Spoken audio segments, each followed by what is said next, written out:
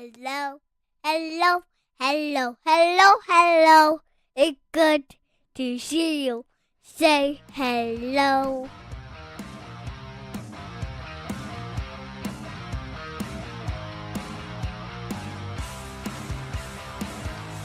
Welcome to the Huskies Hockey Podcast, a subsidiary of Cloud Coverage Hockey Substack. That Andrew has posted another banger article, part 3 of the attendance issues. And I gotta say, I didn't expect a Halloween 91 blizzard thrown in there, but I was pumped up to read about it. Well, as a native Minnesotan who was alive for the 91 Halloween blizzard, I'm contractually obligated to reference it in any subject that even skates by the year 1991. So glad you enjoyed it.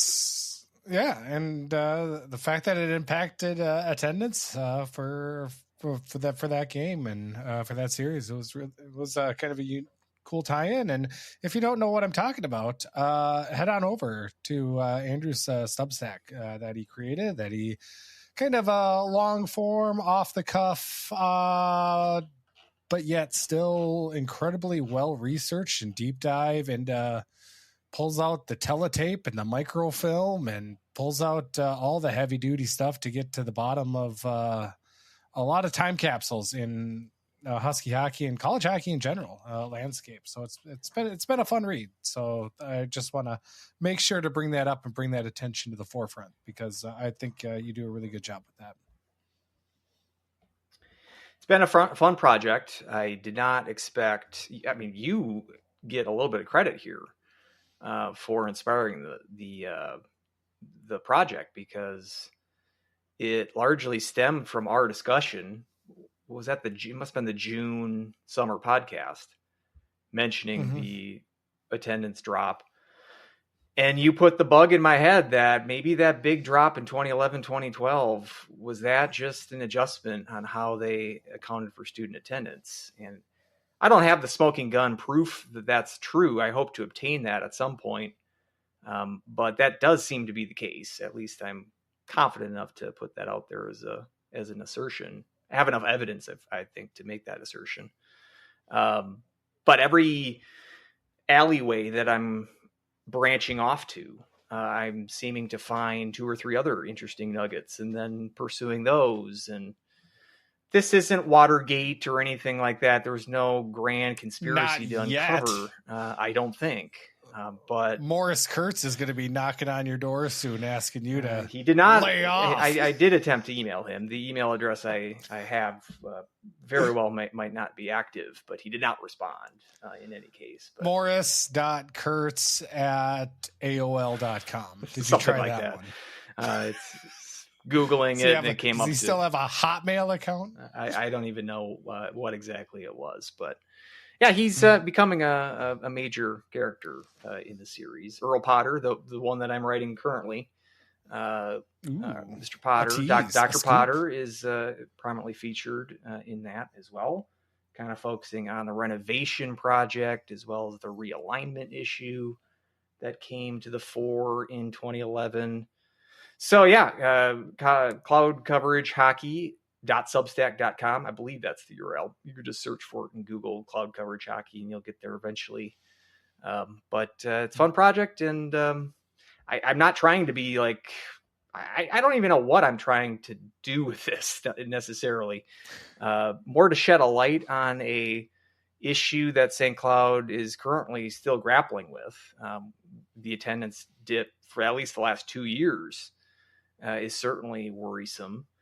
And as a way to sort of celebrate past Husky teams, and there's some nostalgia in there for you, as you mentioned, with like the Halloween blizzard reference. I do hope that folks are enjoying it, no matter when you started to follow the Huskies. There is a rich history with this program. Doesn't go back furthest, but still valuable to learn all that stuff nonetheless. And yeah. Fun project, and I hope folks are enjoying the read. Yeah. Well, I definitely am, and that's what matters. At least in my opinion. Do you want one nugget that I wouldn't probably use in a piece? Because you mentioned this, the blizzard of 91 affected the attendance of the November 1st, 1991 game with the Gophers playing up in St. Cloud. Mentioned in the footnote that the two schools had discussed pushing that back, postponing that game to the Sunday after. This would have been a Friday, Saturday home and home, where St. Cloud had the Friday, November 1st game. They ended up going through with the date as scheduled on Friday, and it did affect attendance. As I mentioned, it was the only non-sellout between the Gophers and St. Cloud in St. Cloud. But there was one point in the 95-96 season where they actually did postpone a game due to snow. This was a December 9th and December 10th. Was a weekend series against Michigan Tech. It actually would have been scheduled for the 8th and the 9th. But a big giant snowstorm delayed Michigan Tech to driving to St. Cloud. So they pushed the Friday game to Sunday. So instead of a Friday-Saturday series, they pushed it to Saturday-Sunday. And that Sunday game was a very poorly attended game, 3,300 and change, which by far was the lowest of that season. I don't know if they ever touched an attendance figure in the threes, starting with a 3 up until the last couple of years in a regular season game, at least. So snow has bad weather has affected the Huskies in the past. And this one was the one example that I found that they actually had to move a game around. And I'm sure that they didn't like the results of that with poor attendance. So something that I'm sure is not something they'd love to do, didn't like to do at that point, but they decided to go with it in 91 against the Gophers, and they probably lost out on a good 1,000 fans at least because of that. Yeah. I do also have to quickly an announcement. I did officially sign up one of my sons, William, for Mites hockey. Nice. So he's caught in the hockey bug. We went out for the Try Hockey for free program that USA Hockey and the St. Cloud Youth Hockey Association that they put on. So it's $100 deposit. They hold your check until March 3rd. And if you return the equipment by then you get your deposit back. So cool program, especially for people kind of, starting out obviously with hockey and all of the economic factors, I'll say, that goes into it. And the economic factors, I'll even branch out a little bit more into the, St. Cloud area, I'll say. But it was good. It was really well attended, and shout out to, some of the volunteers that were there, especially for the women's hockey team, because the girls hockey team, I should say, they really helped both Will and Clara as well. They were both out on the ice. They were having a ball, and USA Hockey, I think, is doing something right with how they structure, their practice. A lot of small ice stuff, but, a lot of focusing on how fun it is to get out there and skate, and especially with that age, that's so important. So they front all the skates and the equipment and everything? It is all of the equipment except for skates. However, you can rent out skates at the MAC. And the any type of jockstrap and mouth guard is pretty much the only thing that they don't take care of. And you have to pay for ice time as well, or does this deposit cover all of those kind of expenses? In this instance, the Try Hockey for free, they had 4-hour-long sessions that you could attend. So it covers that, but if you try out for I say try out, but obviously it's mites. It's not a real tryout. It is when you get to actual junior mites, it's different, than to sort. I don't know. It's weird. At any rate, you shouldn't really be grading skill level at mites level. So he's committed to playing mites this year. That's yes. Cool. When I signed him up, so I paid the fees, I paid my dues then to the association to actually sign him up for more ice time for the season for the mites. which does have a was cost, on the fence, I'm sure. Which does have a cost. Well, you're almost done with those daycare bills, correct? How many of those left do you have? We wrote the last check on Friday. So once that cashed, we are free and clear. I did, although, buy, I am catering in Chipotle for them, I think probably in a couple of days. So by the time you listen to this podcast, it would have happened. But obviously the daycare workers, I mean, God bless them for everything that they do and everything they have to put up with. Except my kids. My kids obviously are angels, so they would never steer anything wrong. They've never done anything wrong in their lives. But with everybody else's kid, but mine. But this daycare has been, part of our year, part of our family, essentially, for 6+ years when Clara was there. And so, I think the least I can do is, catering some lunch for them. And I was like, essentially that's like half of a week of daycare that we were allocating anyway. So, but, so yeah, I'll have some, I'd like to say I've got some extra cash, but, it's going to all just roll into something else. It all just correct. My mom once told me it's, everything's about just getting out of this phase. It's like, oh, just when we're out of diapers, that'll be great. Then it's just when we're out of daycare, then we're going to be fine. And then it's just when we're out of fundraising and athletic teams and sports. And so just rolls into something else. But yeah, it's Will having an absolute ball out there. And it's great. So impressive to see kids being out there and skating. He's never touched ice. He's 5.5, never touched ice.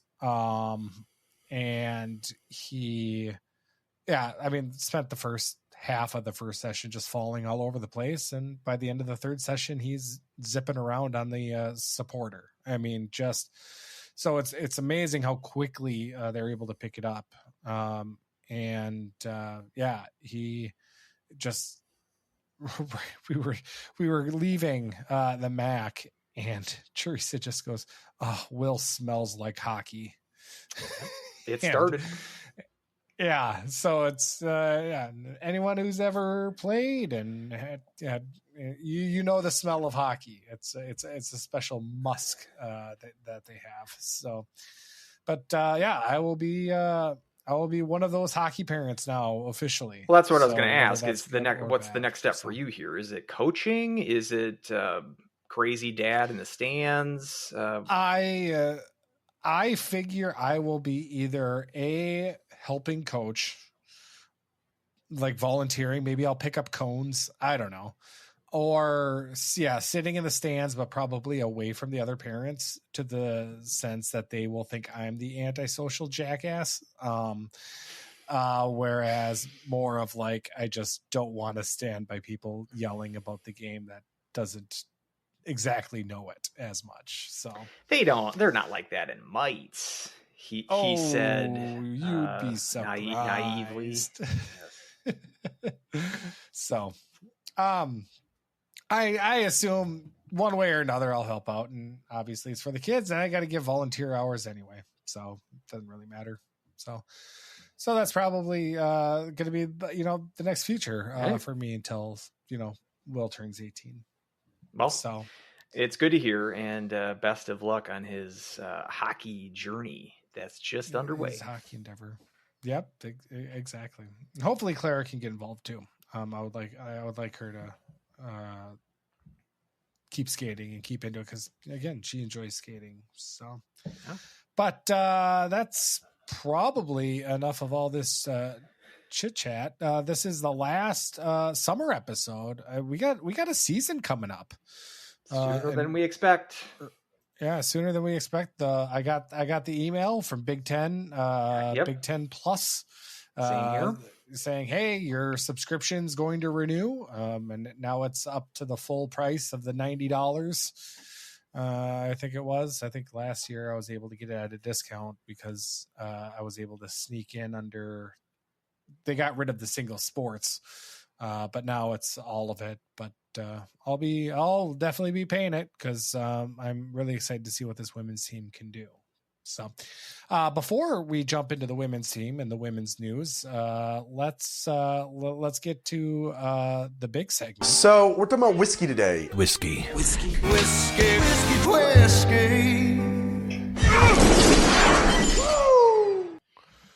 We got some whiskey to talk about. Now, I'm a little bit worried about this one. First off, obviously, the political nature of this one being a product of Taiwan. So if the Chinese government is listening to this podcast right now, they're going to probably censor this whole segment for me recognizing Taiwan. So I apologize to all of our Chinese listeners out there. You just sicked all of the international police, Chinese police forces against our podcast. I welcome it. It would bring more attention to our show, and we need it. So bring it on. Bring it on, G. Yeah. Yep. I like it. And sadly, my allergies and my nose have been a little bit plugged up. So I'm a little bit, I'm worried I'm going to do this one a disservice because I looked at it and I was really interested. It's a triple sherry cask in this whiskey. Okay. So I actually like a little more of the sound of that. Rich color to it, little darker red. Before you take, have we been to Asia yet on the tour? Oh, you know what? Actually, I don't even have my spreadsheet up. God, who produces this show? Ridiculous. You do. I want to say answer the we question, have. you do. I mean, Japan is pretty well known for its whiskey. So I wouldn't be surprised if we've been to Japan already. We haven't been to Japan. That's kind of surprising. Do you know if it's in the pack? To do around the world, I think it is. Whiskeys and not include Japan would be a shame. That would be kind of a disservice. It would. I think Japan is in there. So, if you want a Scotch that's not from Scotland, Japan's like your next best bet for a Scotch. So what I can smell, I know I haven't had my Sudafed for the day, but from what I can smell, it smells pretty good. So here I go. The sherry cask part sounds intriguing. Like I wouldn't mind tasting it. That's pretty good. Really? That's up there. Mm-hmm. Now I do like a sherry cask. So sherry cask was my aunt's roommate in college. Oh, is that right? Right.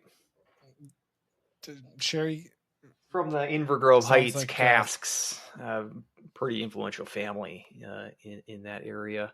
Sherry was the oldest daughter of the Titan Hampton cask, but nothing to do with the wine making business, ironically.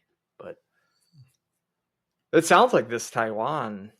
What is that? Is that Frankie Valli? That Sherry Baby? Was that Frankie Valli or was that Four Tops? Yep. Or Four Seasons. Four Seasons. Four Seasons in landscaping. Yep. Yes. Sponsor us. That was a perfect segue. It's good on the front end and the back end. The middle, it kind of stings a little bit.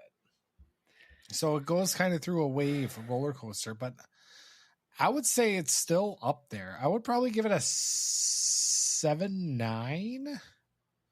That's 7.8. 7.8 is, I think, what I would give that. But it sounds like it could have been in the 8s if not for that aftertaste. The mid palate. Mid palate. Okay, we're really drilling down here on the tongue. Mm-hmm. The mouth feels really good. Yeah, it goes in kind of a wave. It's interesting. I wonder if it's Taiwanese sherry. Like, I didn't know that Taiwan was known for whiskey. I certainly didn't know that they were known for fortified wines. So maybe this is a country that, a nation, I'm sorry, the Chinese overlords that are listening, whatever you call Taiwan. I did not know about their rich history of liquor distillation. So this is good to know. Yeah. And you know what? I don't even know that much about sherry. I really don't either. Maybe I I should think have it's some I think it's what they call fortified wine. Fortified But wine. I might be incorrect on that. Wine, I'm not a biggest expert on wine, but I'm not either. But it just sounds good, right? Yeah. I wonder like if I should have good wine once.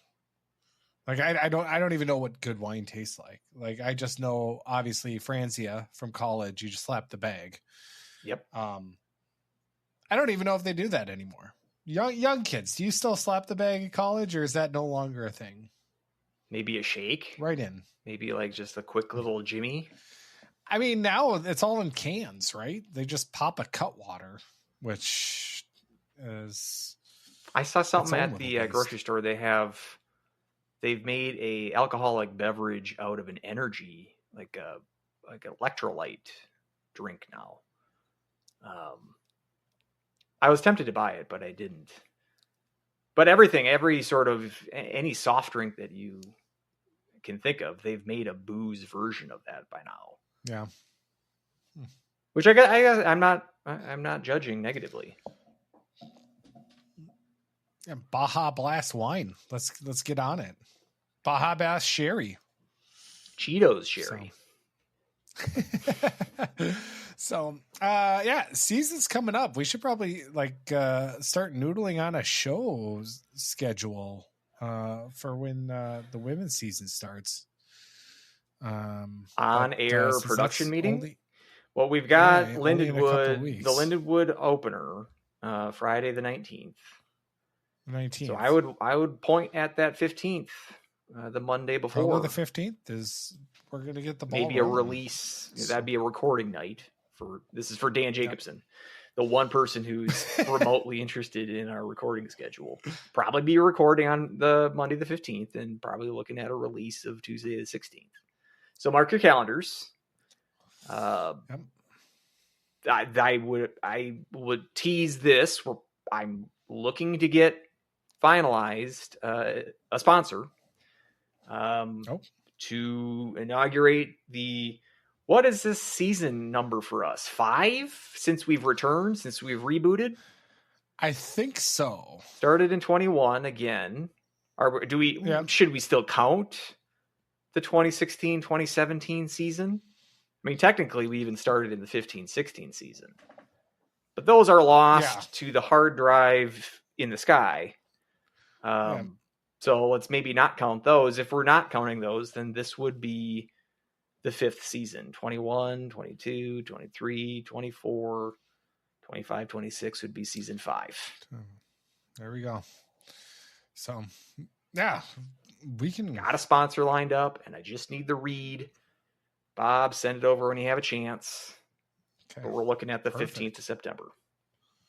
All right. Awesome. And then we're basically weekly from there on, because Huskies women's team plays that Friday, Saturday against Lindenwood. Then they go out to UConn the next week.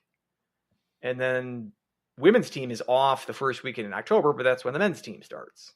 So we're probably looking at the women's preview on the 15th, and we're probably looking at the men's preview on the 29th of September.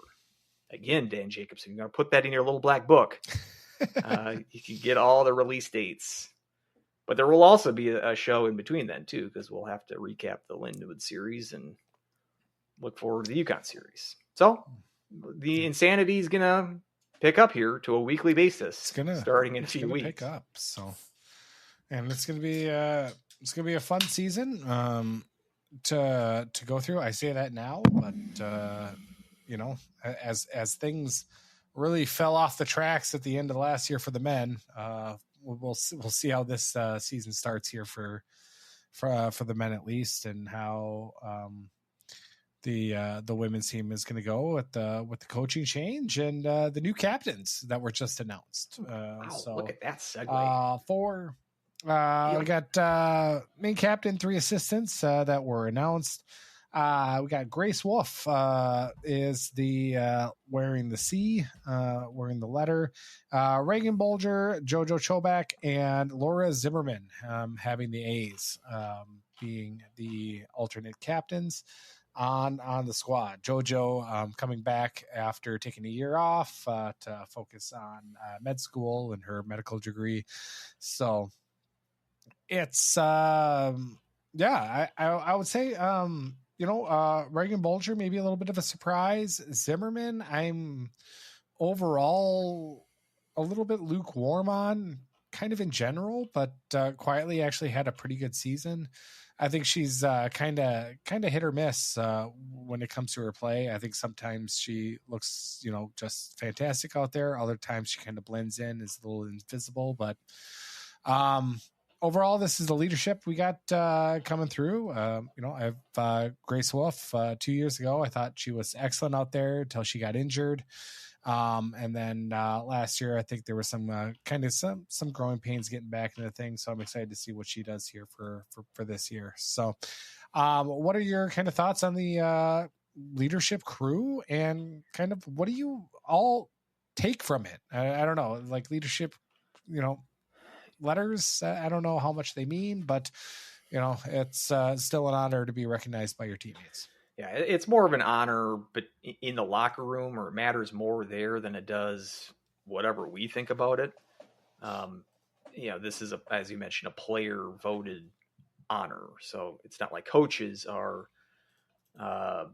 appointing these players as captains. I'm sure they have some input, but that's a majority of cases. I guess I don't know what the new coaching, if that was the case here. But I know at least for the men, that's how they do it. For Larson, Motzko also has done that for years. He, I think, famously said there was 1 year that they steered the captaincy to somebody else, and that year went horribly. I think is what he said in a previous coaches show years ago. But I wonder what year that was. So I would imagine that's the case of that they voted on, and that's who they picked to represent the team. Well, the one thing that was kind of unusual during the Adulski era was the quantity of captains. Was it last year they had 6 letter wearers? Yeah. One of these, either it was last year or 2 years ago, but 4 captains that were named this year was kind of light in comparison to the captaincy of the Adulski era, which I thought was a little too much. 4 is a good number, especially if one of those is a goaltender. I mean, you have 3 skaters that are wearing letters. I think that's like the ideal. It's when you get to the 6, not to say that was the deciding factor between the Huskies making the tournament or not, but you get a too many cooks kind of thing going on. I think when you have too many captains, maybe the message gets watered down between such a large leadership group. So I like the fact that we're just sticking to 4. I like the fact that Chobak is wearing a letter, because you don't see that all the time with goaltenders. I think that's unique. It's not real surprising when you consider, captains typically correlates with age, veterans on the team. And so you've got Wolf and Chobak, the 2 graduate players, been there 5 years. In Wolf's case, I think 6 with Chobak, with her being transferred from Duluth. I think she started her college career in the 2019-2020 season with Duluth. So she's a grizzled veteran at this point. So it makes sense that whether or not you slapped a letter on their jerseys, you're going to lean on those players for a fair amount of leadership anyway, but putting the letter on it formalizes it. And I think it's an honor for those players. And I think it's a natural tendency for them to step up in that elevated role on the team. As you mentioned, I kind of agree with Wolf. I think last year was a bit of a disappointment because we had kind of elevated her profile prior to her injury in the 2 seasons, the 23-24 season. She's stepping up now with Dale Ross in the PWHL. Wolf, figures to be the top defender on this team now. And so with her having the C on her chest, that means that the focus is going to be on her much of the time this year. So I'm excited to see her step up and finish her college career with a flourish. With Zimmerman, I mean, there's other players, I suppose, that are older than players like Zimmerman that could have potentially gotten a letter. You know, we've got Avery Farrell, who's going to be a senior this year. Bulger is a junior, but she is a redshirt. She was hurt, I think that was 2 years ago. So she's been around the locker room longer than her junior indication would suggest. But yeah, there were some other players that I'm sure were in the mix here. But all in all, I mean, it's a very young team. If you want to go back to, I believe, that May podcast we did with Sydney Wolf, kind of looking over the upwards of 10 or so incoming freshmen. Also, we got a couple of transfer players coming in, not freshmen per se, but newcomers to the Huskies. So fair amount of turnover over the offseason before we even got to the coaching change. That's another factor that you'd think that captains are going to play more of an outsized role now that you have a new head coach in the mix as well. I'm excited with the players that were selected. Congrats to all of them. But now the job starts, shaping this team's chemistry and hoping that we can turn some heads in Coach Elasuo's first year. I'm excited to see how this plays out. Yep. And, presumably we'll have a quarterback tandem with JoJo and Kariko. So, JoJo wearing the A, but also not, again, probably going to be splitting time, which has to go into the record books as the best goaltender to continuously split time throughout her career, because she did at Duluth, came over here, and then just ended up splitting time also here the whole way. So, but we'll see what happens, and we'll have a full preview, and the freshmen and the incoming class. Like I said, it's 10 players, and then one who was redshirted as well. So is on paper a freshman, but was with the team last year. So yeah, it's going to be kind of a fun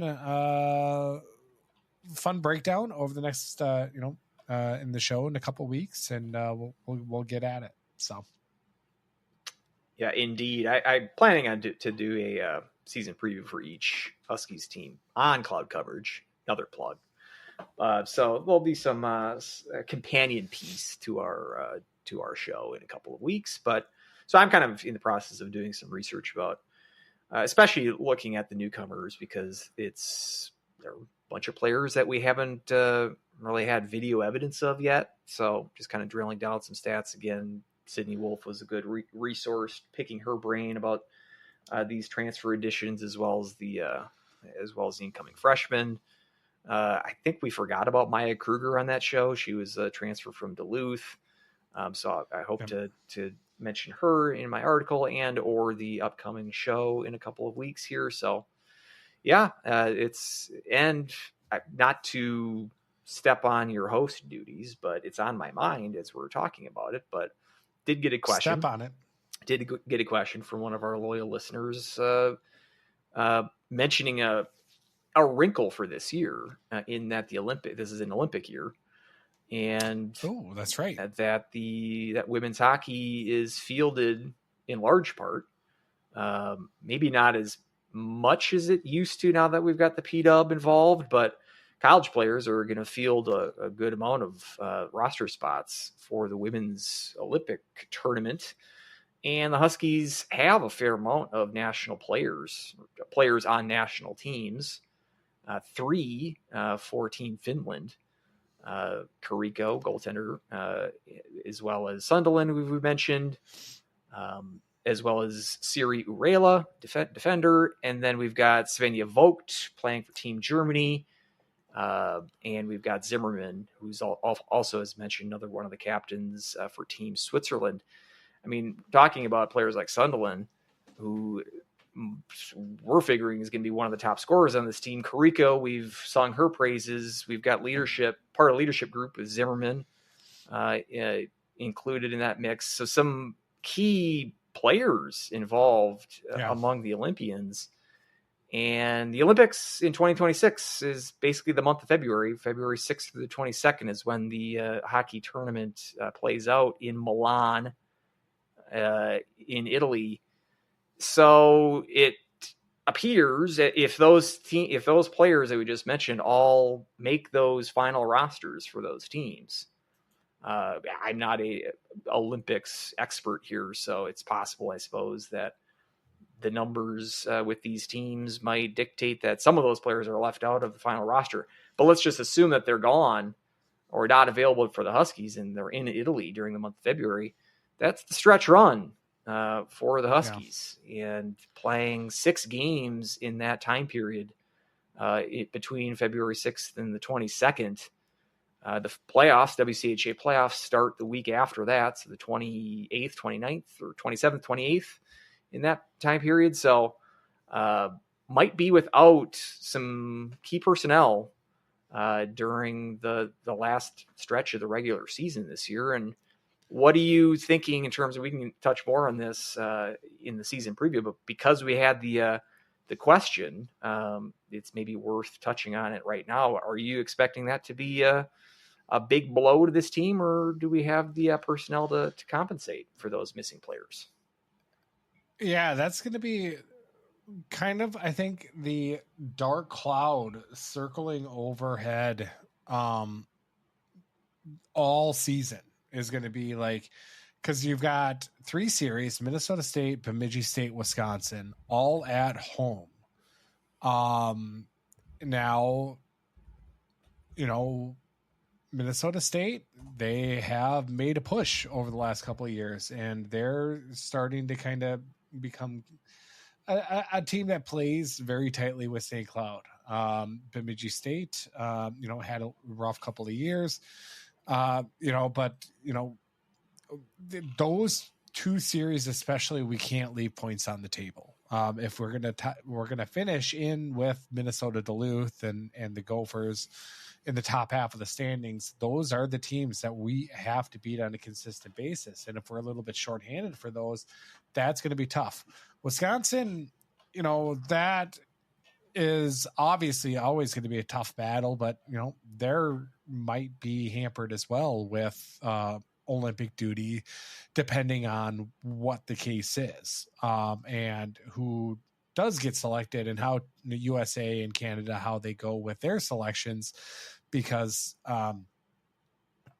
sometimes they'll go maybe a little bit older, maybe they'll go a little bit with it. I think Team USA, especially to a fault, kind of caters a little bit older. It's like I think it's time to kind of get some of the younger, hungrier players in there. But so Wisconsin also might be hurting. So that series might be, we'd be able to sneak on some points from there. But Sunderland gone, huge, because I assume she's going to be the leading scorer of the team. So to see her, being gone, and Finland being a team that usually has gone very well in the tournament, numerous bronze medal finishes. So they have been, playing, to the later days of the Olympics, whereas maybe like a Germany or Switzerland might bow out a little bit earlier, and we'll get Zimmerman and poked back. So it's it'll be always this big question is, how are we going to end the season, and where Minnesota Duluth is. And being in the best league in women's hockey, I think a lot of teams are also gonna kind of have to factor that in and see where they're at. And that's going to be kind of an interesting wrinkle. What do you kind of look at when you're looking at the February schedule for the Huskies? Yeah, I mean, I agree. And Wisconsin, as you mentioned, might be missing some key players as well. It probably is going to be something like around Christmas, probably even before then, we'll know kind of what these rosters are going to look like, so we can speculate a little bit more knowledgeably about the situation, about who potentially is going to be out for the Huskies during that time period and these opponents too. But even aside from that, the fact that it's Wisconsin, the last regular season series of the regular season. I mean, Wisconsin, it's going to be hard for them to be better than what they were last year, winning the national title and losing just one game.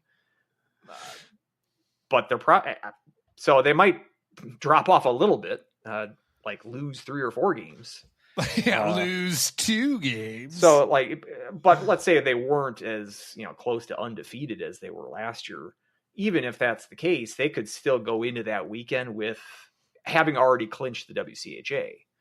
Perhaps it's not something that they're all that motivated to play their full roster, because it might not even be there and available to play to begin with because they're in Italy. So it might just be a bit of a break that you're playing Wisconsin with nothing much for them to play for at that point in the season. Maybe I'm stretching there, but the fact that they're all at home in February is a good break for the Huskies. We've seen the last couple of years, the second half has been so road heavy for the Huskies. This year, it seems to have been much more balanced between home and road between the first and the second half of the season, and finishing up with those last 6 games all at the Herb is, I think, a good break as well. It's St. Cloud's not going to be the only team that's affected by this. ECAC and especially, I would say, WCHA are going to be the 2 conferences that field the majority of the rosters for the Olympics. So in that sense, it's kind of evens the rosters out a little bit, because Wisconsin's going to be losing players. The Gophers will be losing players. Mankato and Bemidji might be the kinds of teams that might not have a bunch of national team players on their rosters, but it's still Bemidji. I agree with you that Mankato is going to be a team that you're going to have to take a little bit seriously this year, but Bemidji probably not so much. So I don't know. I'm not complaining too much. I think it's a cool idea that women's college hockey is the main pipeline for Olympic rosters. And now with the NHL back on board for the men's teams this year, they'll be doing their Olympic break and whatnot.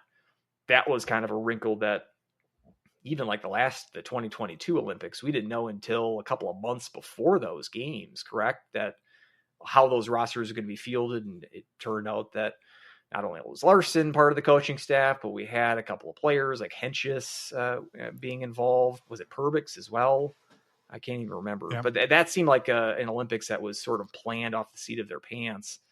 At least here we know in advance. And I think it's a good showcase for women's college hockey to have such a presence on the world stage. So I think it will be a tough situation to maneuver for the Huskies, but at the same time, I think it's a good showcase, not only for the program for St. Cloud, but for women's college hockey as a whole, to put their product on the world stage. Yeah, it's, we look at just last year, Minnesota State in November at home, we lose 4-1 the first night, 3-2 overtime win the second night. At Mankato, we win 3-1 one night, 2-2 tie, shootout loss. Like, those are points dropped, especially that those in February, where that shootout loss, kind of one of those that stung, because those are points that you needed. Those are the ones that you just can't drop. And even against Bemidji State, and maybe that's just goes to the fact that this Huskies team had a little trouble scoring last year, but those games weren't exactly blowouts. 3-2 win, 2-0 win, 1-0 win. I think the other one was a 3-0 win. And the 3-2 win at home was like, you were down 2-0 in the third period, I believe, of that game too. You had to hustle to beat the Beavers that game. 2-0 in the second. Just looking at the box score now. Okay. So, late in the second. So 5 minutes to go in the second period. It was still 2 rip Bemidji, but came back to win that game. The late goal from that was Urola power play. Like that. That was kind weekend, of her. Like all that of a sudden, weekend, I think, was her kind coming of out weekend, right? Correct. Yeah. Probably see more of that this year too. Again, this maybe we'll save some of this. This is more appropriate for the actual preview podcast. But Urela on the power play, I think, is someone we're going to get accustomed to seeing, not only this year, but in future years as well.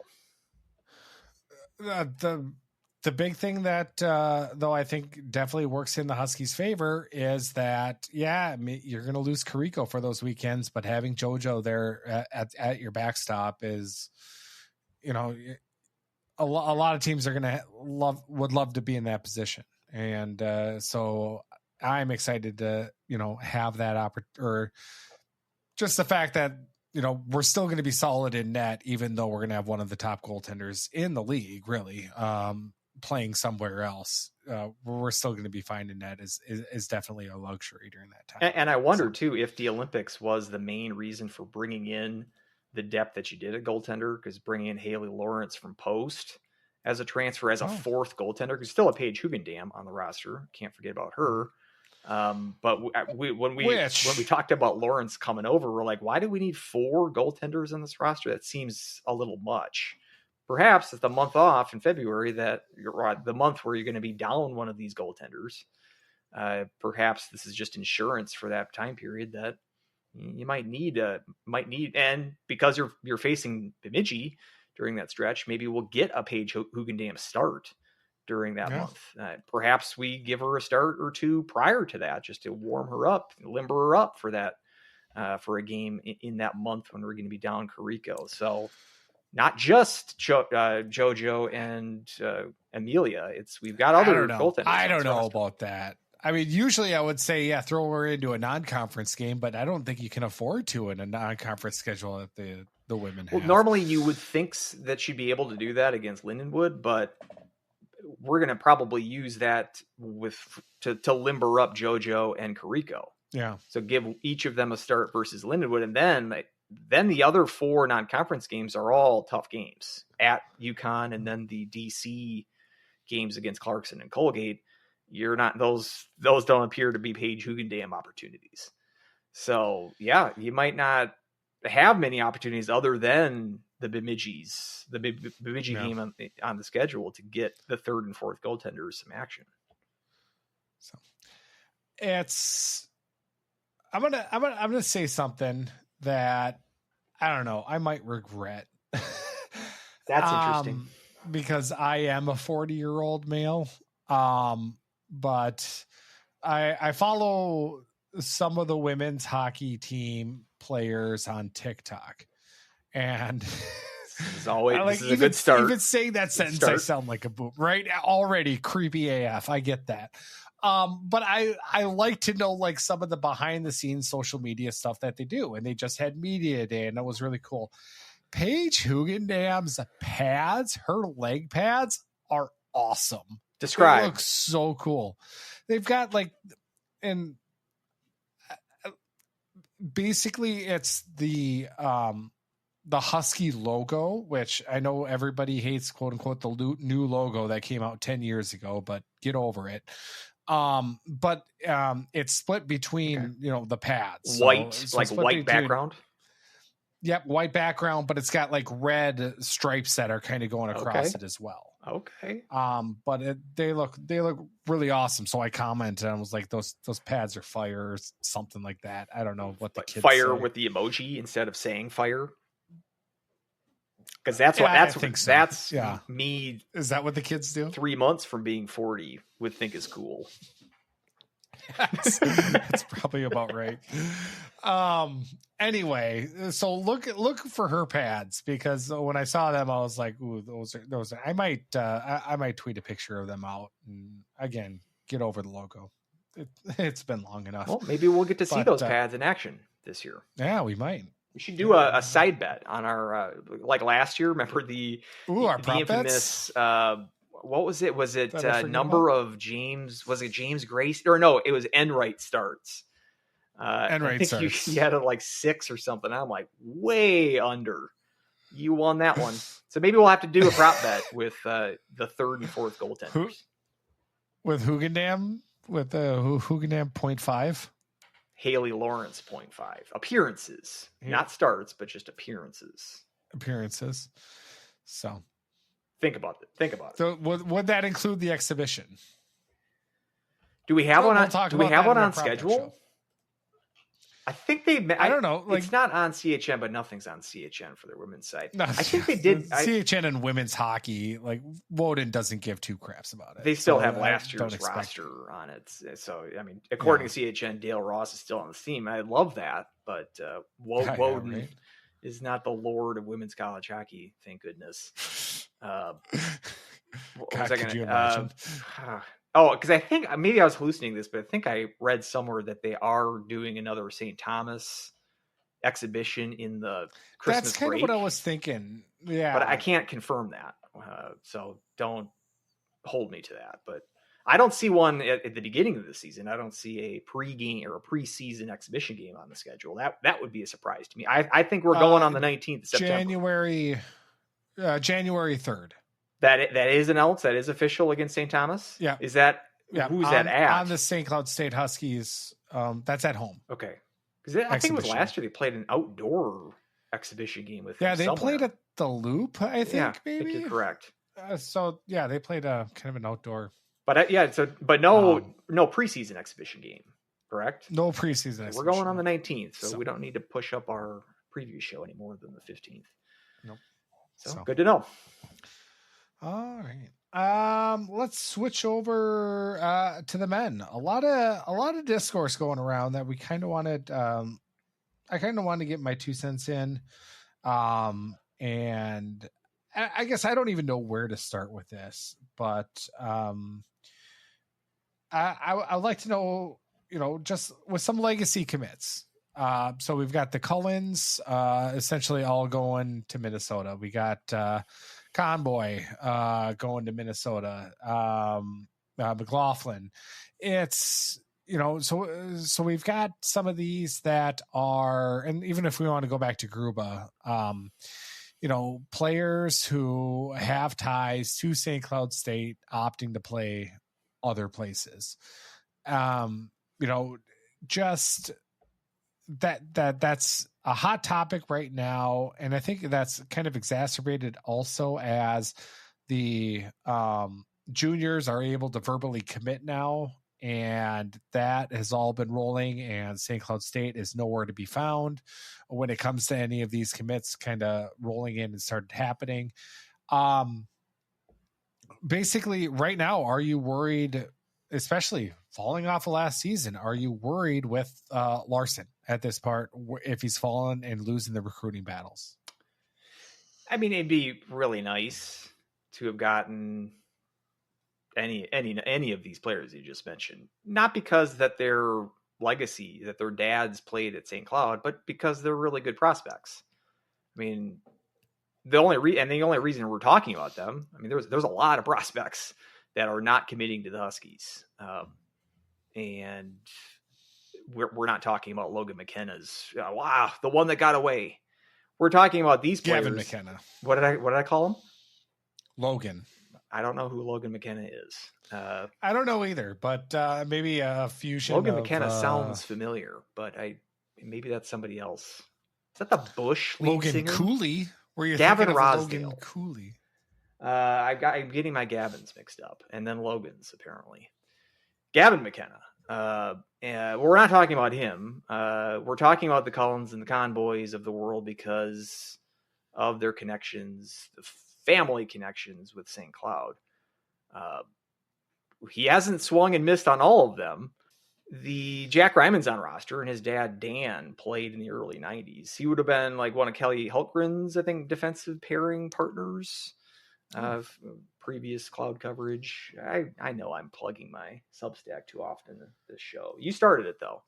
So I started it because it's really good. So I'm not putting Jack Ryman on the same level as the Cullen boys or any of these prospects, but yeah, I mean, it's hard not to be disappointed. I also try not to feel like we should be entitled to those players just because their dad played at St. Cloud. But it's a natural tendency if you're a fan, especially if you're a fan of a certain age that was able to watch their dads play at St. Cloud. I can't say the same like Matt Cullens. Like I wasn't watching the Huskies in the mid '90s, but certainly aware of his legacy that he created St. Cloud, and you'd think that St. Cloud would have a better than average chance of committing one or two or all of the kids. I think the third Cullen, I think, is still too young to be committed. That might be next summer's news with the news, because I think one of them had originally committed Michigan State, but then switched over to the Gophers after the other brother committed. So I would kind of assume that the third one's going to go there as well. I guess we'll see if Bob can complete the package deal, but yeah, it's certainly disappointing. I mean, we can talk, and I don't know if you want to put your finger over the doomer button. It's easy for us St. Cloud hockey fans. It doesn't matter. Burn it all down. Why even try? It's time for some more doom and gloom. I mean, it's a natural reaction. I think every Huskies fan has done something like that. Whether in reaction to any of the news of these commits that we're talking about going elsewhere, or any of the other myriad issues that St. Cloud faces, not only as an athletic department, but as a school as a whole. But yeah, I mean, I don't know. And I think the Gruba one hurt a little bit more because we got the commit and then the backing out. Like that was like a double gut punch. The fact that Cullen's kids apparently never gave us a sniff, or at least didn't give us the opportunity of like committing to us and then backing out, I guess it hurts a little less. But I don't know. And I think it'd be unfair for me, or let's say too charitable for me to just say, well, you know, Larson's got a good thing going. The pipeline is rich. There's good players that he's committed, which is all true. But I feel like that would be almost too kind. The fact that we've swung and missed on all of these, Jack Ryman aside, on all of these kind of high-end commits, it hurts a little bit. I'm not going to lie. It does hurt. What about you? You know, I think like maybe I'm giving Larson a little bit too much credit here. But I will say with, you know, when we're looking at it's Gunnar Conboy, right? I think that's right. Yep. I mean, you know, Tim Conboy played, you know, I looked it up. He only played 2 years at St. Cloud State. So, same as Cullen. Same as Cullen, but for drastically different reasons. Like, you know, with Cullen, with the career that he had in hockey afterwards, I will say. Conboy's career / you know, everything went a different way. I'll say that charitably. But at the same time, it's you know, that's Lakeville North, and there was a strong presence that Moscow recruited there. So we had a strong presence out of Lakeville North. So it's not really a surprise that they had that opportunity and he was able to get that. The Cullen kids as well, when they're growing up and, you know, kind of having their formative years, so to speak, you know, he was playing in Pittsburgh. Like there's not a lot of ties to NCHC hockey or even Big Ten hockey. I would say, and then, but you know, having the ability to kind of come back and, you know, being recruited, you know, it's just, sure, your dad played there, but you know, with that, I just feel that I don't know. It's just like the kids wouldn't have that much of a tie. So when the bigger university with the more opportunities and the more NIL money, they're going to go that way. So I guess that doesn't surprise me at all. But the big thing that I worry about, or that I keep coming back to, is this a hockey problem, or like you said, is this an image university problem with all of the other circumstances and all of the other issues going around St. Cloud State? And even St. Cloud as a whole, as a community too, is that kind of an issue where is that's shying people away, and it's just even harder to recruit. kind of in this area for Larson. So that's kind of the big thing I circle back to. And again, it's easier to say that after we had the season we had last year, and we'll see what this year comes. But this is a big year, I think, for Husky hockey with how things are going to go. Now, on the flip side, this is a completely different college hockey landscape. You know, all of these commits happening. First off, a lot of the commits happening right now that you see on social media that are big and flashy are all 4.5, 5-star recruits. St. Cloud State has never been able to be a landing spot for 4.5 to 5-star recruits. So I think all of that just being peppered in and feeling out you're losing on some people, I think can kind of skew your perception a little bit. But I mean, if we keep having seasons like how they went last year and we can't score goals, that, you know, that can kind of perpetuate itself into kind of a snowball effect of, like you said, doom and gloom and things all going to hell. So that's kind of what I worry about. I don't like, does Larson have to try to recruit twice as much because the university's image isn't as it once was, and the money isn't there for NIL deals or anything along those lines? I think it's a tough situation that he's in, and a lot of that solves by winning. So we'll see what happens this next season. Indeed. Yeah. Winning cures a lot of ills when it comes to sports teams. This Huskies team goes out and wins the NCHC this year. No one's going to care that we missed out on Brooks Cullen this past off season. Mentioning too, I mean, yeah, I'm sure they bounced around a little bit in their youth, but they've landed at Moorhead and won a state title, at least in Brooks's case, won a state title this year with John Ammerman as the head coach, St. Cloud product, with Matt Cullen on staff as well. You'd feel like there's enough Huskies in that locker room to maybe have given a bit of a push or a plug for their alma mater, at least in Ammerman's case. I don't think Cullen, he didn't come back to complete his degree. I'm not sure about that, but the 2 years with this on the ice for the Huskies certainly is memorable, and put his stamp on the program. Yeah, it's, again, like, I mean, we retired his number. We retired the number. That it didn't work. Didn't work, as it turned out. It didn't work, unfortunately. Maybe that's, yeah. Well, I guess that's not the secret then. So if we're hoping to secure, I don't know, if Yanni Kronola's kid gets to be college age in about 15 years, Newell's if he has kid. a kid, yeah, Robbie Jackson. I guess we don't need to hang the jersey in the rafters because it's not a sure bet upon doing such, but we could just have a rotating jersey ceremony and a jersey number for, hey, get your kid to come here. And it's just whatever the top prospect is, whatever kid. Yeah. I mean, we can play the doom and gloom clip all day long. Every week we can come on here with, it's a really good clip. The program is going to crap. The building sucks. The university is in the toilet.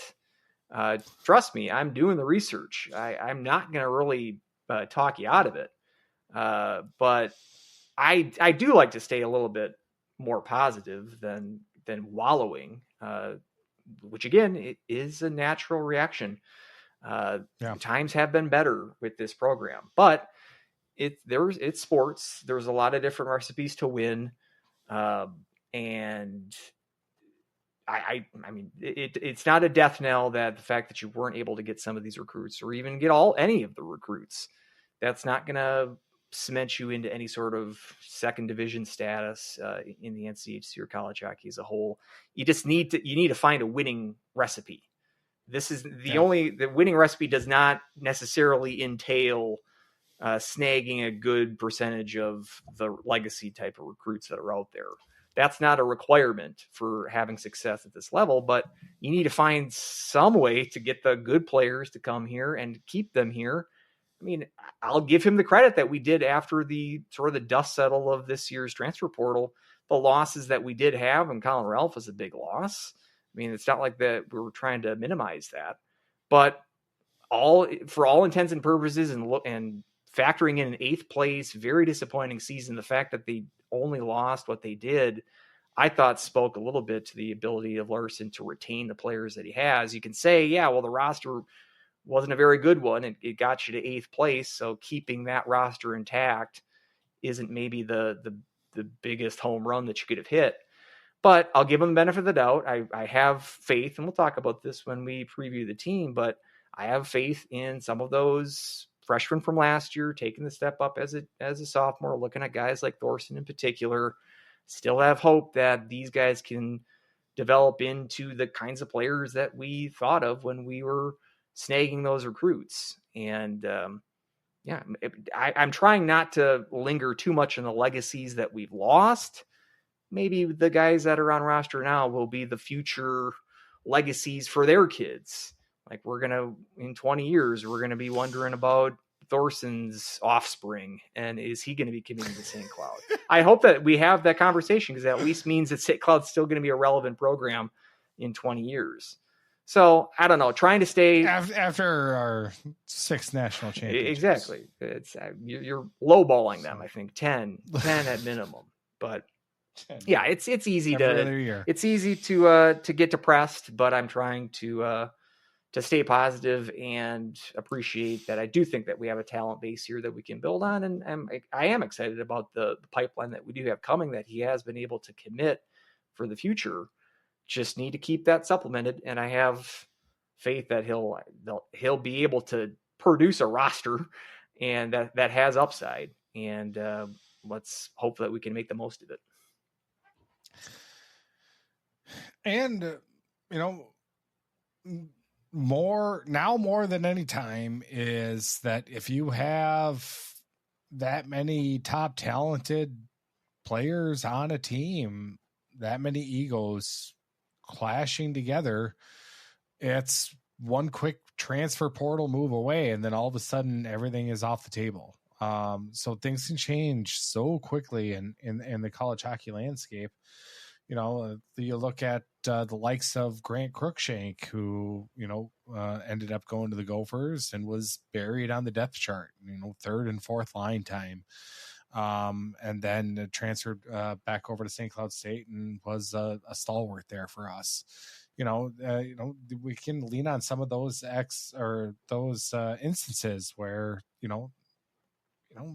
maybe some of these top prospects, these 4-star players that are buried in the depth chart, that's not exactly having a fun time out there. So, a lot of things can change in this landscape, and it's up to the coaching staff to kind of calm the waters, so to speak. So we'll see. We'll see how it happens. It's a bummer losing out on these, but again, a lot of these are top recruits that St. Cloud State was never going to be in the running for. So it's so interesting too with what you bring up Gruba, and we circled back on him at the end of last year. I mean, he didn't have many points last year. I think 2 or 3, 4, something like that. He played, I think, every game, and I think I saw some depth chart screenshots and whatnot that figure that he's going to be a top defenseman or top pairing defenseman for the Gophers this year. So that could definitely change. I mean, guys go from single-digit points, defensemen go from single-digit points to being a power play quarterback and 20-plus point producer the next year. For all I know, that could be how the story plays out with Leo Gruba. But and it's interesting, if he were to have come to St. Cloud last year, I mean, it was likely his stats, even though he played every game, because he was playing a third pairing, wasn't getting any power play time. He could have done the same thing that had the same kind of arc that Ralph had last year, where by the end of the year, Ralph was a regular on the point for the power play. And I'm sure if he was in that situation, even with the kind of dumpster fire of the second half that the Huskies had, I bet Gruba would have put up more points than he would have at the U. Where I'm going with that is different programs have different opportunities. You could chase the prestige. You're playing on the Big Ten network, and you've got potentially like more access to Nil or Chipotle money if you're Logan Cooley. Maybe that's what I was thinking of when I was thinking of Logan. But at the trade-off from that is maybe third pairing minutes or fourth line kind of bearing and scrapping for ice time. Whereas if a situation like St. Cloud, you're going to be playing more of a marquee position on the ice. These are the kinds of factors that go into pitching recruits now. You know that St. Cloud's not going to be able to ever compete with kinds of money and resources that the Big Ten schools or even in conference like North Dakota and Denver and those kind of programs have. You're never going to be able to compete with that, even with these upgrades that the Herb is going to be getting in the next year or two. And I'm sure Larson is well aware of that. But how you can make up the gap there is opportunities and the fact that you are still in a great conference and you're going to be facing good competition that's going to develop players for the next level, arguably in a better league than you would if you were in the more younger Big Ten. So those are the kinds of angles that coaches have to play now. And it is, again, not everything comes down to money. It is a big factor of it, but those are the kinds of areas where St. Cloud can sort of maneuver. Hopefully we can score some wins in that regard as we progress here in this new kind of Wild West era. Yeah. Switching over, you're talking about Big Ten Network. Let's switch over to CBS Sports as the deal has fallen through between the NCHC and CBS Sports Network, and no longer going to be on the CBS Sports Network for the second half of the season. So all games now will be on NCHC.TV. So update your credit card info for that. So it's, I got to say it's not surprised. But that also means that we're not going to delay puck drops for, Akron basketball games State against Toledo. So it's, kind of, what do you like? I don't know. I read this and I was like, yeah, of course. There's no way. CBS Sports, I think, is. I wouldn't see the benefit, I guess, from them having NCHC on for them as a network standpoint. And obviously we're going to be playing a lot less fiddle, and it's a lot of teams that aren't big in general in the college hockey or in the in the pantheon of like the rest of college sports, seeing teams like Colorado College and St. Cloud State, Minnesota Duluth, that's even less of a draw than watching Akron and Toledo and whatnot. So I guess I wasn't surprised when I saw that. And kind of what were your thoughts that CBS Sports Network channel that is very hard to find in general, that NCHC is not going to be on those airwaves anymore? Yeah, I'm not crying about it because it turned out to be a bit of a hassle just from my selfish perspective. Not someone that has a regular cable package. Yeah. If I was going to pony up for this and do it legitimately, pay money for it, that meant a month of YouTube TV at $70, I think, somewhere in that range, basically for like one game, maybe. I bet the demise of the Frozen Face-Off played a part of this, because that seemed to be their marquee event. The CBS Sports Network college hockey production crew, Starman et al. The Frozen Face-Off was, I think, their big event of the year. But because that, as a neutral site event, is a thing of the past, everything's on campus now. So, I mean, they would only, if they were going to do the production of, I wonder how they would have done that. Like for the semifinals, would they have done two crews to do each of those games at different sites? And then obviously for probably would have just reworked it for just the championship game. Either that, or they would have done one of the two semis, which would have been weird. Yeah. Like you have Starman and the North Dakota, was it Heinert? You'd have like them do the main game on Saturday, and then do the championship. We're just speculating. It would have been an awkward solution if they were going to cover that. So just putting it all on their streaming service, I think makes sense. I mean, so I don't mind the fact that CBS Sports Network is out of the picture from a convenience standpoint. On the other hand, NCHC.TV kind of showed some cracks last year. I think its production, particularly the St. Cloud games, was really lacking, especially in that second half. I don't know if were you not kind of immune to that because you were still watching on Fox 9, which we can talk about. There was a change in the local that's true. St. Cloud live TV feed or over-the-air production. But there were games where the Fox 9 feed would have been tape delayed, I believe. So, but certainly from my perspective, watching it on the app, there was multiple games, especially in the second half, that were glitchy. And then we've always had to deal with like the Western Michigan kind of games, which have never been very high quality. Miami's gotten better now that it seems like they've got HD, but they used to be a real kind of a tough venue to get a good feed from. So the quality really varies from facility to facility when it's on NCHC TV. At least with CBS games, that was not in question. You were going to get a good quality feed. And from the league's perspective, and as an NCHC fan, I don't think this is good news if you're in the league office to not have a national TV deal.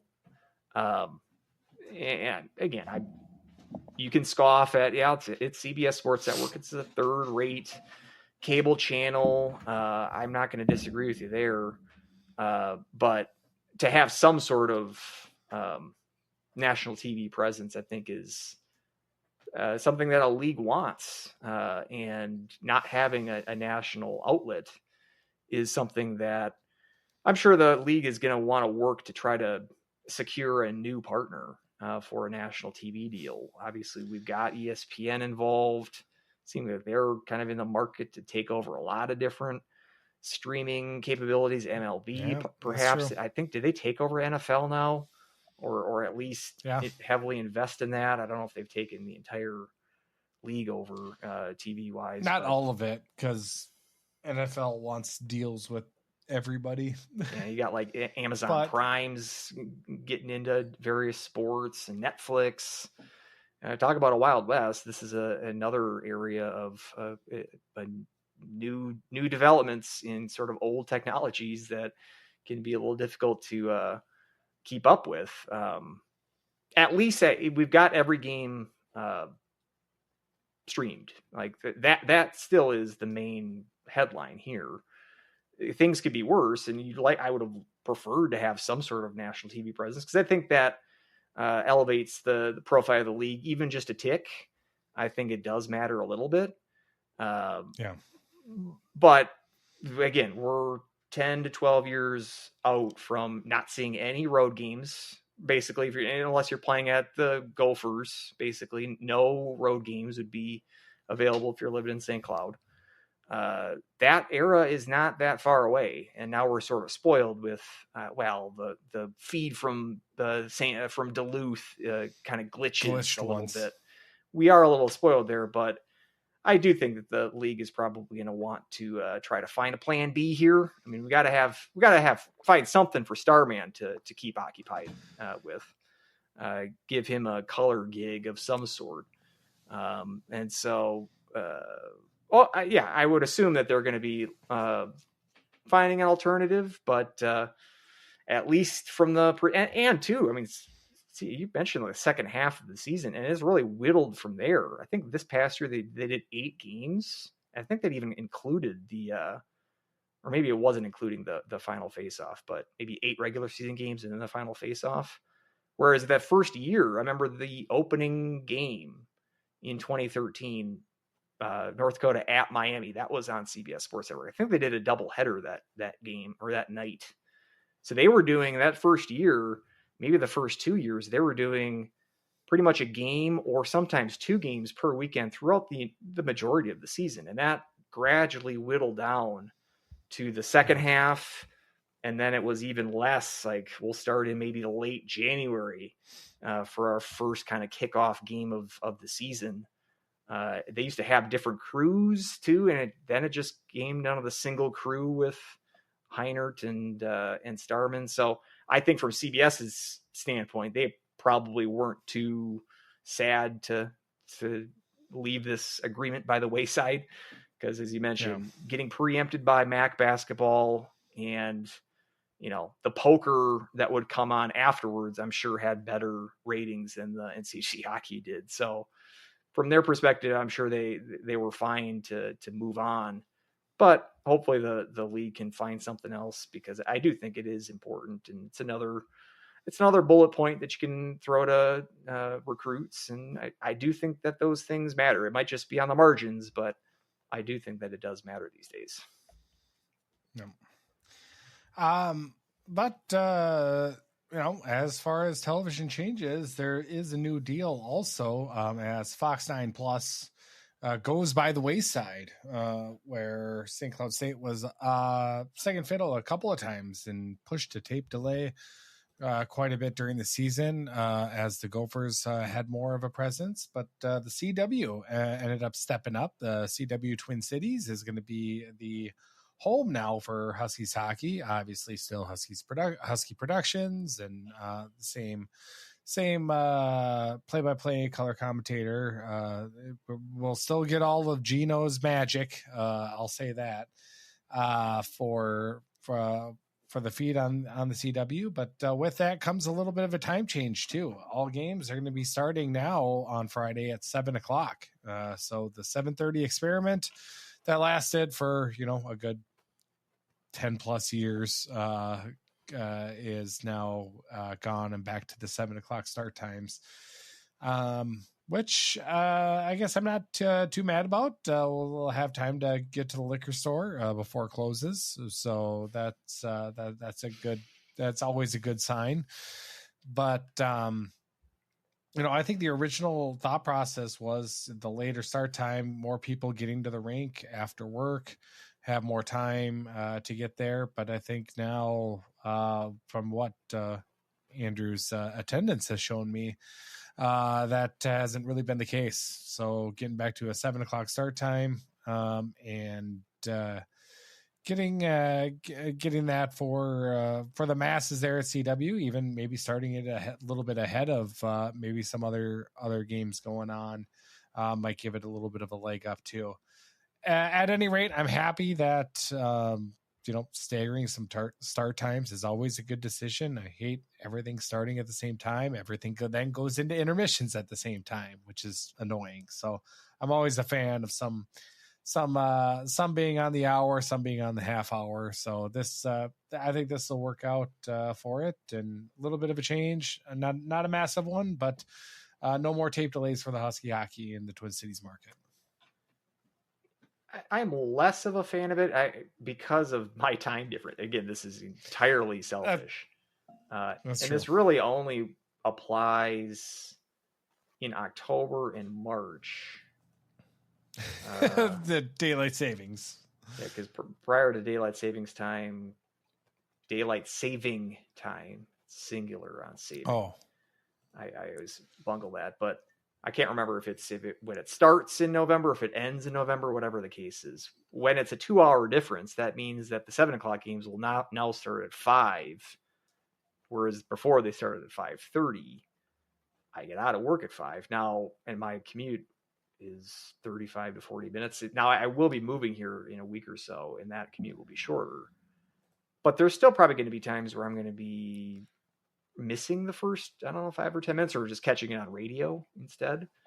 And that was less of an issue when I was. I wonder who's on the call for KBSC this year. I'm wondering too. I think it's going to be Carl Gunner. I don't know if he listens, but yeah, Alex Fern is graduated, and Brian Moose, correct? So I would assume that Carl, who was part of that team last year, I believe he's coming back. So that's going to be one of my main sources, especially for women's games. those are games where I'm going to be at work during those Friday afternoon games. So yeah, we'll figure that out. We'll find out, I suppose. I did see that Nick Maxon announced that he's going to be doing the games on TV again for the women's home games, and those will be on Big Ten Plus. So familiar voice for the women's TV broadcasts. But yeah, I guess we'll have to find out who we've got for KBSC announcers this year. But so I'm almost kind of with you in terms of keeping it consistent. Might be a good idea to keep them both at 7. I didn't even think about that with the attendance issue. Like Fridays have always been a less attendance than Saturdays historically. Not every game is like that, but I mean, 80% of the time the Saturday game is going to outdraw the Friday game, and I wonder if the 7:30 starts have any effect on that. It'd be interesting to kind of work that out. If I could find any sort of effect on game times, I'm not sure if that would have much of an effect, but yeah, it's the fact that this would be like a Tenna B would be happy with this, because he was the one that, Gopher hockey struggles to get attention now because the games used to be at 7:00 on MSC back in the 90s, and that's when everybody was watching it, and it's just easy. Everyone knew what the game time would be. So maybe this is for fans like that who are just used to one steady game time and no variance on that. This will be a bone thrown to that crowd. So we'll see. But and it sounds like was the shift to the WB or whatever. Is that going to be the CW? Michigan J Frog. WB. What a throwback. Now, is that going to be? Are those going to? I think I read that those are all going to. There's not going to be any tape delays involved with those broadcasts. Is that correct? Is that correct? So yep. that should be a good thing. I would assume. Not having to scramble if a game is preempted by the Gophers. Just get preempted by Seventh Heaven or Buffy the Vampire Slayer on the WB. Yeah, I think that'll be a good change, just a good consistency for fans that are tuning in from afar, and I'm excited to see the news. There is a change, and I feel like the game times, again, for me, selfishly, I might lose out on a couple of minutes of game time here and there, but I think that's a good price to pay for keeping things consistent. And then as kind of as this goes on, there's one big rant I quickly want to go on. And it's again, the rule committee has to stick their heads into something that wasn't an issue. And every time I feel like the rule committee has to do this song and dance of, 2 steps forward, 1 step back, anything along those lines. And here we are again having with the high stick rule. And now we're into the situation here where that high sticks now, if a puck is played with the high stick and it goes into the net, it is waved off as a goal. Now, if it's played with a high stick and it goes to another player, that's fine. But in this instance, if it goes into the net, it doesn't count as a goal. That is now reverted back to the 4-foot crossbar rule. And I absolutely hate it with a passion. It doesn't make any sense to me. It's just more confusing for the fans. It's just more things, the nuances that you have to explain to people where it's like, well, it's okay in this situation, but in this situation, it's not okay because it went into the net. And it's like, well, isn't it supposed to go into the net? It doesn't make any sense at all. So just to see them make this type of change to where it's a skill activity to try to bat a puck out of the air. And if you don't hit someone in the face mask, which is a penalty anyway, fine. Then it should be okay. And to have it where if you're deflecting the puck and it goes into the net and waving off goals, which again, why are we looking at excuses to wave off goals in hockey? It doesn't make any sense. And now you're, again, going back to this arbitrary camera angle type, rule of blurry Zapruder film footage of what it looks like when the stick and the puck were in the air, and was it tipped? Was it not tipped? How much? Where was it on the ice? Was it above the crossbar? Wasn't it? What's the angle? And it's just, it makes absolutely no sense to me why they would make this change. And just, again, looking for excuses to take goals off. We want goal scoring. We want this to be a thing in college hockey, and now just making it harder because, someone was able to, put a couple inch stick on an 80-mile-an-hour shot. And, looks like that was 4 feet, 3 inches off the ice. We can't have that. Nope. Delete the goal. And it slows down the game and the review process. Just let the goal count. And to have the rule committee go back on that for no reason at all, just, hey, we want to clarify this rule. It was just absolutely asinine. And it just, I wouldn't say it's everything I hate about hockey rolled into one, but like a lot of these instances, because you're, again, taking goals off the board. You're making it more confusing for the fans, making it harder for new people to come in and enjoy the sport when you have these nuanced situations of, well, it's okay sometimes, but not this time. And yet to have it okay when it happens to hit, you can do it and it passes to another player if it's played with the high stick, but not in this. It just doesn't make any sense to me, and I absolutely hate it. And I just wanted to get that off my chest, that the rules committee are just really dumb when it comes to making these decisions. And I'm sorry. Do you want to talk? Not really. I don't have much value to add. I'm putting the quarter in the jar because I always like to hear the rant, the Weldie rant, especially when it comes to things like high sticking or the shoulder length, anything to do with that is worth the price of admission. But this too, I think most of it's every 2 years that they'll do a wholesale rule change, set of rule changes. This is sort of the off year, and we still get a set of fairly pointless rule changes, and rule changes that we agree are sort of going backwards, enabling of more like video reviews and things that have bugged us for a while. But I can't say it any better than you just did, so that's why I was just kind of sitting back and enjoying you cook there for a little bit. So good job. I felt like Clark Griswold, where afterwards I need to say, "Where's the Tylenol?" Correct. I just went on this rant about being the Jelly of the Month Club. It's the gift that keeps giving the whole year. I thought you were going to say you were dancing with the sandwich in the hand, like Clark does in the first Vacation movie. But you went another way. No, I went Christmas Vacation. That's good. So, is that the best Vacation? Christmas Vacation? I think the original is the best. The thing is with the original, it really comes down to the original and Christmas, because European's not very good, and Vegas Vacation sucks. Vegas is just a cash grab. And I didn't even because they rebooted the original one, which I refuse to acknowledge.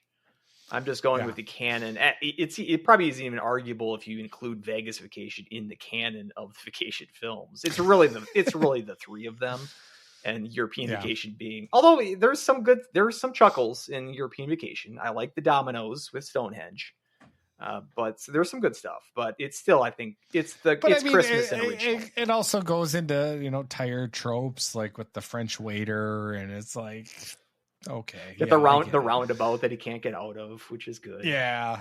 So, but the thing about Vacation is like everything in Vacation you can see happening. It's like this could happen. This could happen. Like all of this could happen up until grandma dies and is on top of the car. And then it's like, okay, now we've gone a little bit too far here. Now, so that is, in a sense, it was a lot more relatable. Christmas Vacation kind of goes another way is, yeah, maybe it's a little bit more ridiculous, but I think it's just like just the seasonality of it, and so many beats of it are so funny throughout the whole movie. It's the one that's always the most fresh in my mind, because obviously the cat getting electrocuted and him cutting up the turkey and it just poofed. Oh man. Like those two moments for me is just like, like my skin is crawling at the sight of that turkey. So it's just such a good scene. So it's one of those things that maybe I have to like watch Vacation again to really appreciate it. But you know, every once in a while I still kind of say, you know, the moose outside should have told you.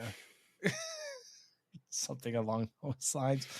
So it does come down to those two, but I think just the fact that, you know, around Christmas time, it just feels good to watch Christmas Vacation. And then, you know, obviously get, you know, who doesn't want to tell off their boss every now and then? It's been a while since I've seen them. Is Quaid even in European Vacation? Did he take European Vacation? Take that one off? I do not know. I'm racking my brain. I don't think they would have brought him. I don't know if Randy Quaid would have passed through security even back then, like pre-TSA. Do you let Randy Quaid on a plane, even if he's an actor playing the role of Cousin Eddie? I'm not even sure if he appeared in European Vacation. I don't think he did. I don't think he did. So that alone sort of disqualifies it from the true pantheon. That's already strike one. If it doesn't have Randy Quaid in it, get it off my screen. So, speaking of, what are your thoughts on Kingpin?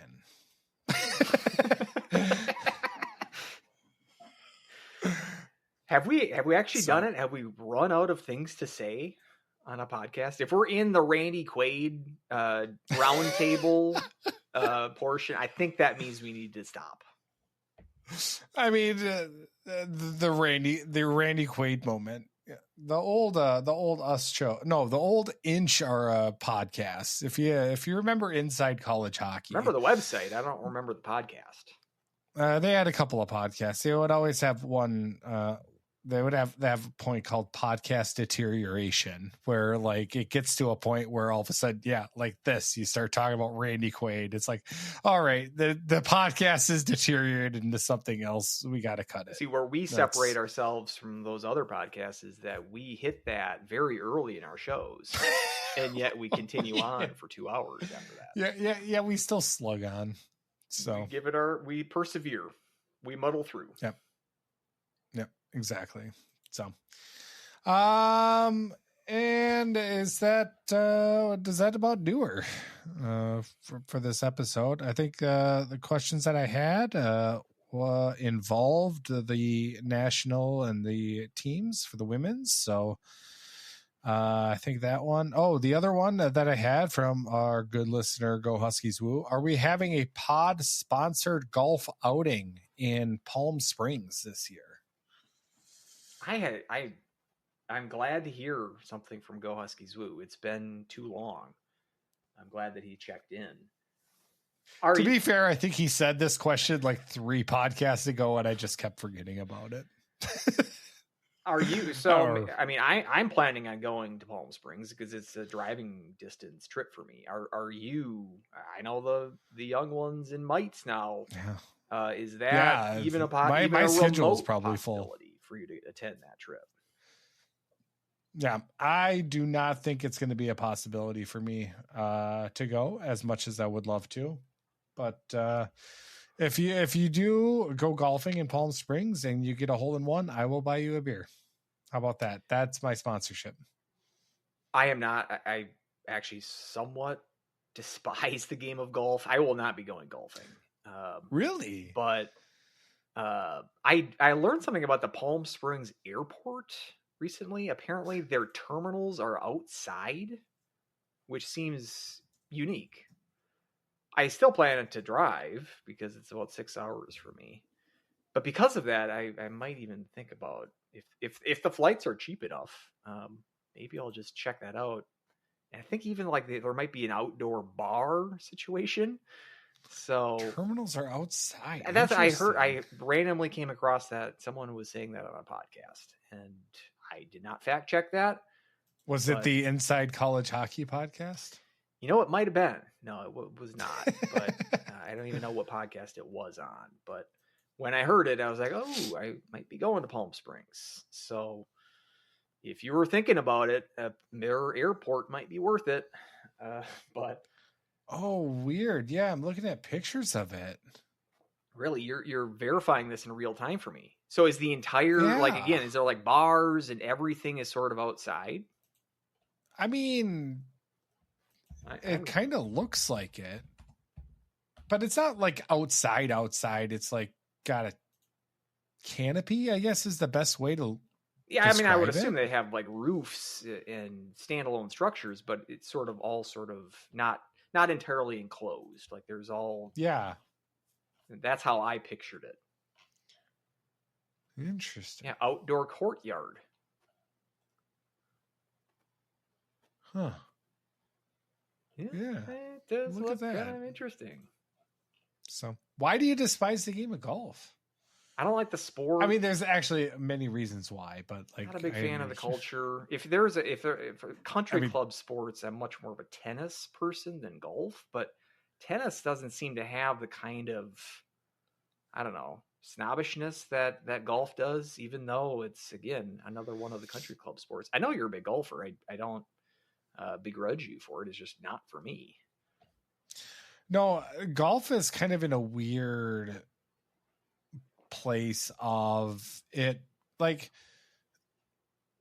you know, if we want to go back to, I mean, not Randy Quaid, but Randy Quaid era movies, obviously Caddyshack, like, which I do like. It's a good movie.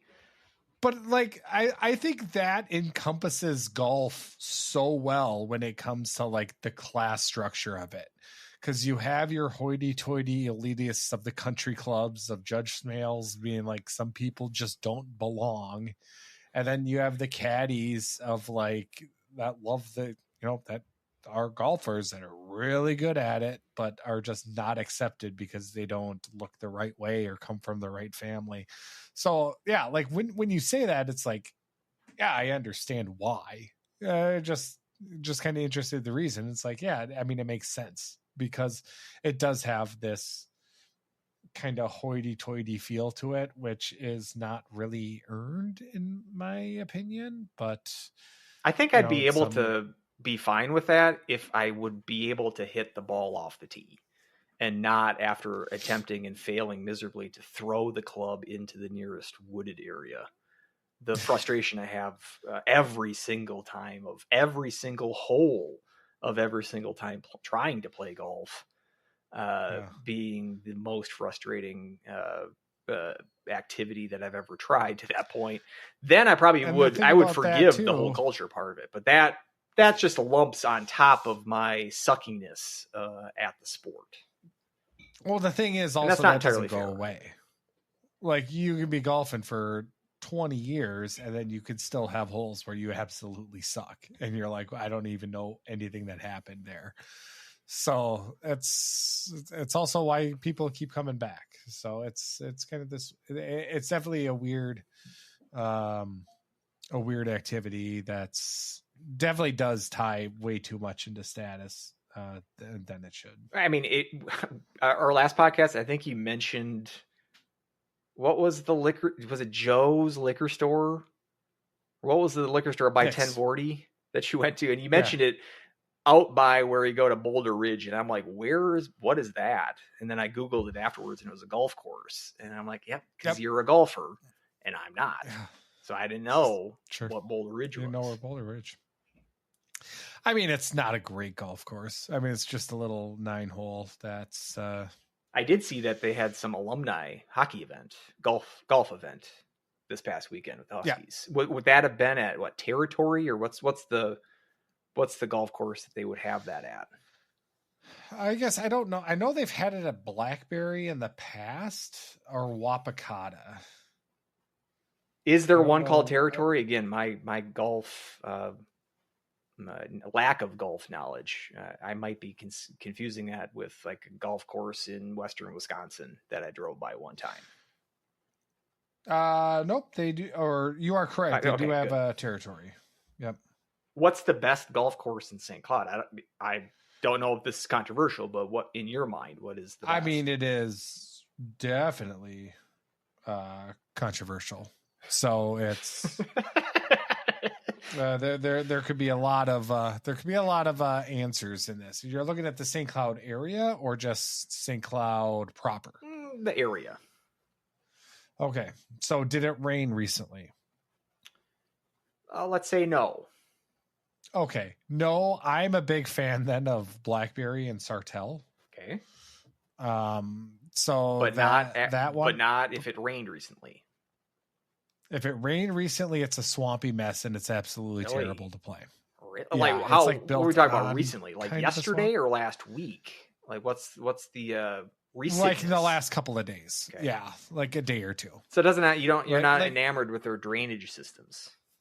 No, and it's pretty bad. If you're looking like St. Cloud, I would say if I were to be set, if they were to say, hey, let's go, you pick the golf course, I would probably say territory. I like that golf course the best. Is that sort of going east out of town on 23 in that area, or am I confusing that with another one? No, I mean, there's two kind of in that area. One is Wapakata and the other one's territory. And those are kind of the two main 18-hole courses in St. Cloud. And there is a country club, a St. Cloud Country Club. And then, yes, there's St. Cloud Country Club. That's kind of in the south. I know. I know the general area of that as well. Kind of, it's right by, like the Beaver Island Trail would be sort of close by. I believe I ran. Exactly. Okay. Right. Yep. And I've only golfed there once because some people just don't belong. And I don't have, I don't have the last snooty name or the check for it. Yes. I mean, it's not. I mean, it's, as far as country club goes, it's not. But territory I really like because like the first 9 holes, it's open style, it's links golf, it's you and the elements, a lot more wind, rolling hills, kind of interesting ways you can kind of play it. Then then there's the par 5 that's hole 10, that's kind of the same way that goes out, and then you cross a road and then you're like in Narnia. It's like a completely different, like holes 11 through 17 are like wooded, heavily, like just completely different than the front 9. So you get kind of the best of both worlds when it comes to your golfing experience. So that's why I like that course when it comes to just your run of the mill. Like if you're going to play, I usually say territory. So good to know. And then, but Wapakata also is really solid as well. So, and then as far as like 9-hole goes, there's Boulder Ridge, Angushire. The Mac Veterans is a par 30, so it only has a couple of, I think it has 2 par 4s and the rest are par 3s. So it's a little bit shorter, but it's nice if you want to drill in your irons. I actually think it's a pretty solid course for that instance. And then I started playing at 3 T's actually. And that 3 T's is what Pine Ridge was in Sartell. And that's a 9-hole as well. And that used to be another 18-hole, but I think they condensed it to 9. And that was owned. Pine Ridge and Boulder Ridge, they were owned by the same people, but they sold Boulder Ridge. Now they're rebranding as 3 T's. Like T, like TEE, like the golf T, or is it the letter T? Correct. Okay. Yep. That one I've liked because I think like Angusshire has a couple of gimmicky holes that I don't really care for, that are just kind of unfair. Otherwise, actually, I think Angusshire is kept up really nicely. Boulder Ridge, again, it's really dependent on weather. If it rained recently, it's a swamp and it's gross and it's buggy. If it hasn't rained in a while, it is concrete, like just your ball rolls forever. And it's like their sprinkler system isn't the best. So it's kind of this weird juxtaposition of you're really at the mercy of how much rain you got, whether it's going to be unplayable one way or hardly playable another. So That's that's good kind to of a know. rundown of the area. I'm probably not going to be taking up on any of those suggestions, mostly because of the distance between myself and St. Cloud these days, but also my And also aversion to the your love sport. of golf Correct. is just not there. Correct. So, all right, that about does it. We're done with all this talk. We'll be back in a couple weeks, talking about a lot more hockey and getting ready for the women's team to start up. So I'm really excited for that. Indeed. Yep. So find me, Weldie, at More Clappers, MOAR, More Clappers. Andrew, you can find him at Andrew, SCSU, HHP. And you can also follow cloudcoveragehockey.substack.com. Email the show, Huskies Hockey Podcast at gmail.com. We've got some exciting things in store for this year. We might even have free ticket giveaways. Hint. Stay tuned for the preview show for some more details on that. But until then, go Huskies. Go Huskies. Woo!